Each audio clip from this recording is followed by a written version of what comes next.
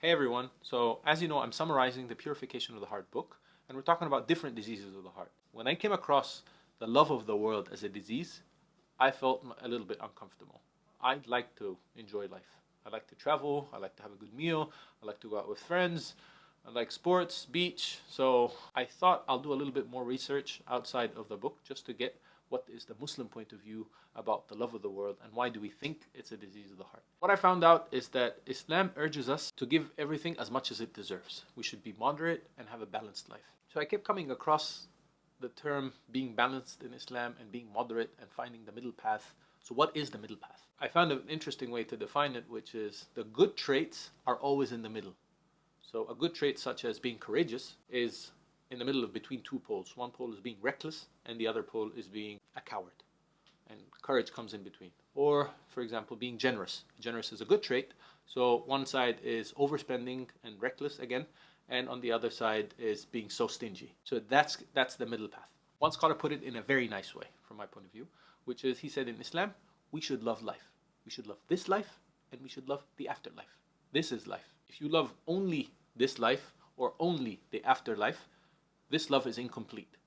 So we should look at it from a wholesome point of view. And God talks to us in the Quran and says, كَلَّا بَلْ تُحِبُّونَ الْعَاجِلَةَ وَتَذَرُونَ الْآخِرَةَ. So you humans just get it. You love what is immediate, what is in front of you, and you always neglect the hereafter. So we shouldn't compromise one over the other. We should have a balance between both. So being excessive is the problem. Being excessive in loving this world or being excessive in loving the hereafter and neglecting this life is the problem. One time the Prophet, peace be upon him, visited one man who was very thin and struggling and weak, and he asked him, did you ask for something? Why are you struggling this much? Did you make a specific prayer that resulted in this? And the guy actually said, yes. I said, oh God, as long as I am fine in the hereafter, I don't care about this world. You can hasten my punishment in this world. So I suffer here, but I actually enjoy the hereafter. And the Prophet just said, oh my God, why would you ask for something like this? You should ask to be blessed in this world and in the hereafter.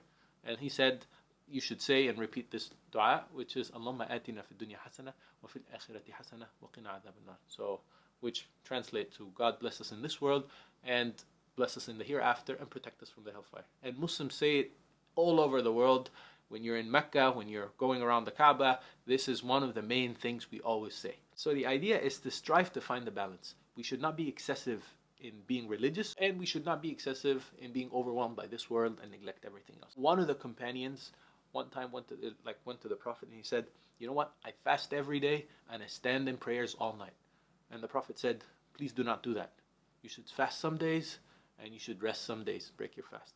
And then you should pray some days and night, and you should also rest and get some sleep some days. Your body has a right on you, your wife has a right on you, your family has a right on you, your guests have a right on you. So life has a right on you, and your God has a right upon you. So fulfill each of them and do not go in excess. In another incident, one time one guy went to the Prophet and told him, oh Prophet, I wish we were always as pious and religious as we are when we are around you. You always bring this good vibes and good energy, and we're always so focused about God and His presence. And he said, and the Prophet told him, it's impossible for you to be like this all the time. And he said something like sa'a wa sa'a, so 1 hour for yourself and 1 hour for God. Anyways, that was a bit of a tangent. Going back to the love of the world being a disease of the heart, God says in the Quran, بَلْ تُؤْثِرُونَ الْحَيَاةَ الدُّنْيَا وَالْآخِرَةُ خَيْرٌ وَأَبْقَى. So humans always prefer this life even though the hereafter is everlasting. This one is very short compared to an everlasting life. So just put everything in perspective. Don't make this one a priority when this one is everlasting. So it's no secret that in Islam, faith always needs to be backed up and coupled with actions. So if it's prayer time, but at the same time you're working and you're busy, very busy at work, or you're studying for an exam tomorrow, or you're running errands for the family, and you start coming up with a reason like not to pray, then that might be an issue. Or if you're saving money to buy a house or to buy a car or for your education, something for the future, and you're putting some money on the side, and it's time to give back to charity and pay from your zakah, and you start saying, do I really have to come up with, do I really have to pay zakah? And you start coming up with excuses, even though we are the ones in need for this spiritual nourishment. You start coming up with excuses why we shouldn't perform that obligation. And when the world becomes a distraction, لَعِبٌ وَلَهُ, then it becomes a problem, and this becomes a disease of the heart. If you struggle like me, and you're overwhelmed by this world all the time, and you feel sucked in life, because life is like a tornado, kind of sometimes.